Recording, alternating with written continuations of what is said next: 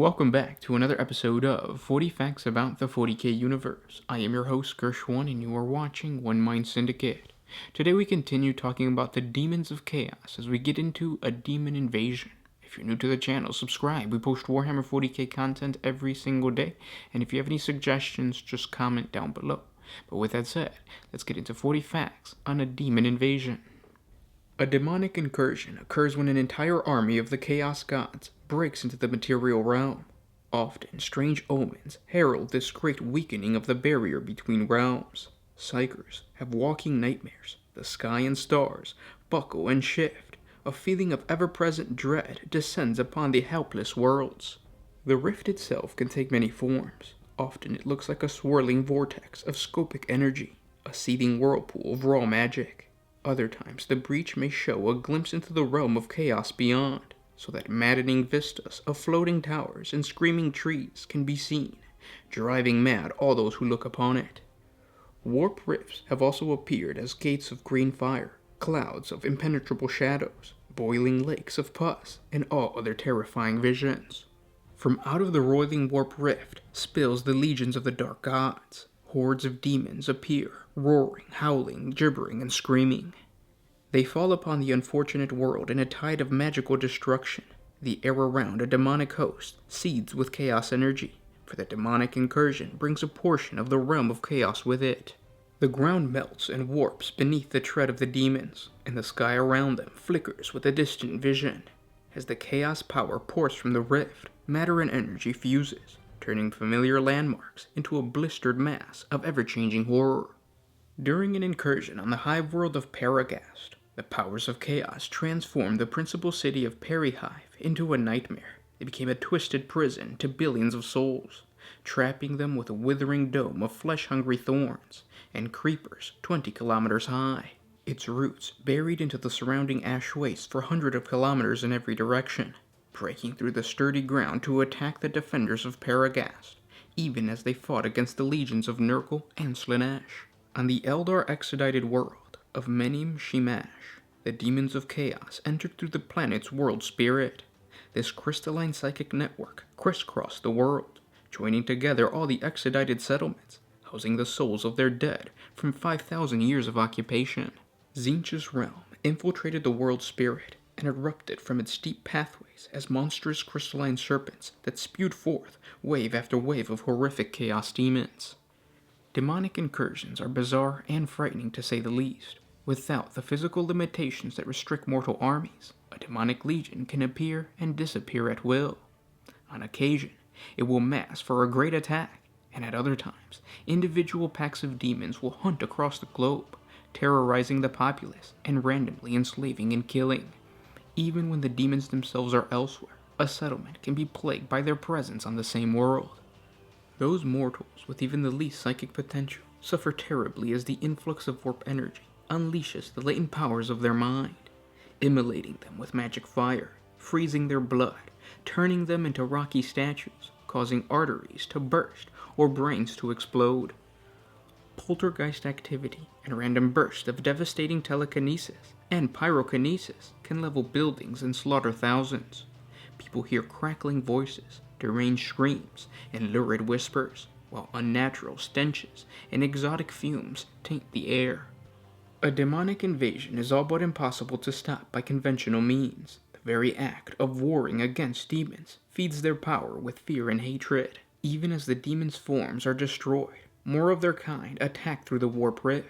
Only the closing of the warp rift can deprive the demons of their power and allow the demonic legions to eventually be destroyed. Often there is nothing that can be done but battle against the incursion to survive the endless days and nights until the warp rift runs its course.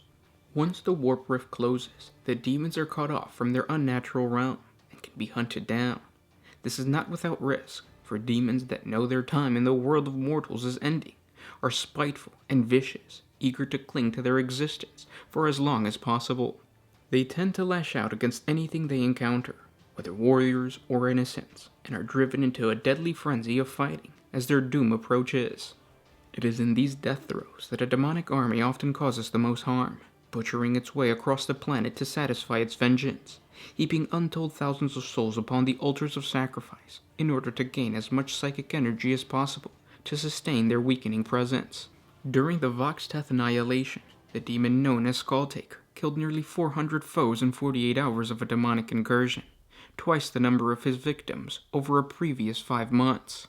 On Galdamor, the violence committed by the demon legion of Brak-Shahar, the Devious, a herald of Slanesh, saw thousands slaughtered and caused such grief that a new warp rift opened, spilling forth the armies of Kaltharak, the Bloodied Fang, and a host of necrotic Nurgle demons.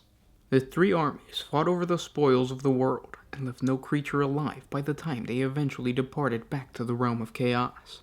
Such battles as are often fought against a demonic incursion are utterly different from those against mortal foes, with the demons having complete freedom to move about the engulfed world. Rigid battle lines, defensive structures, and garrisons have little or no effect. To wage war against invading demonic hosts, an army must be on its guard at all times, ready to respond to the appearance of its adversaries. To compound matters, demons attack from completely different reasons to any other race. Even the alien Tyranids fight for territory and biomass. Instead, the objectives of a demon general might often be completely obscured. Some demon armies do have a purpose to achieve, although often it is impossible to guess at the outset. This might be to slay millions of mortals or to retrieve a single artifact. Other times, the demons have no goal or plan, and their leaders make decisions according to the opportunity and its intrinsic value. Such was the case with the Lord of Change, Ixtharagonix, also known as the Slayer of Destinies. He led forth the legion against the world of Omegoth. In his wisdom, Tzeentch had granted this greater demon a glimpse of a young child born upon the world, who would mature to become a powerful oracle. The Slayer of Destinies craved the power of this child, and used all of his magic to open a warp rift to allow the chaos to spill into Omegoth. Yet for all of this planning, the demon did not know the location of the child, and for 20 days his demonic horde swept across Omegoth, seeking the oracle to be. To the commanders of the defending armies, the demons appeared random in their attacks. Universities were assaulted, orphanages overwhelmed, and palaces destroyed. Unable to comprehend the nature of their foe, the lack of military targets attacked. The soldiers of Omegoth fought where they met the demons, but could not create a plan of their own. The demons disappeared mysteriously after 20 days, following an attack in a small farm commune out in the Windfields.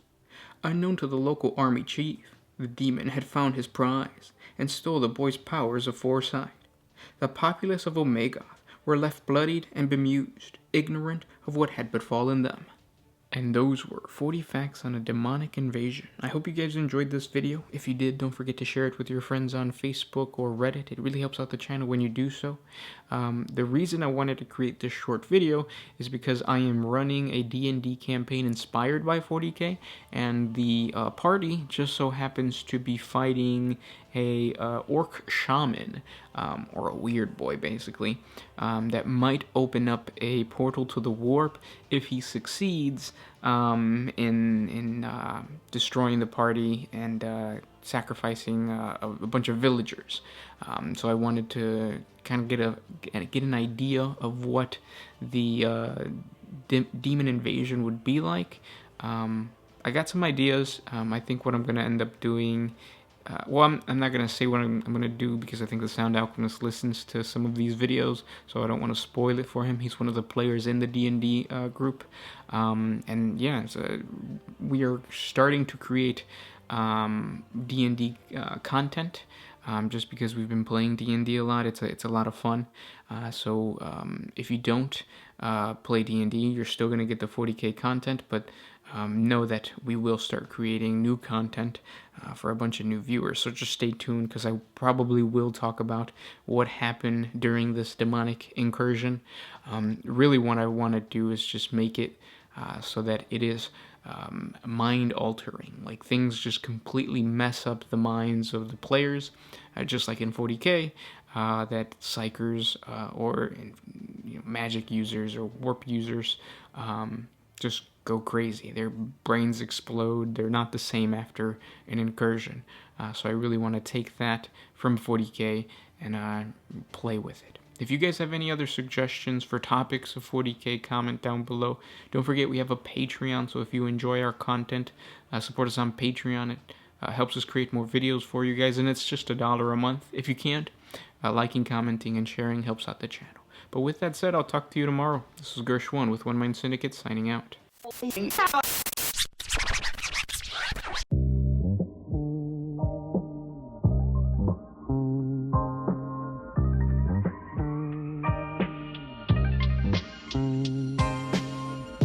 Always used to put my freedom first in any situation. I knew I never had that much to lose.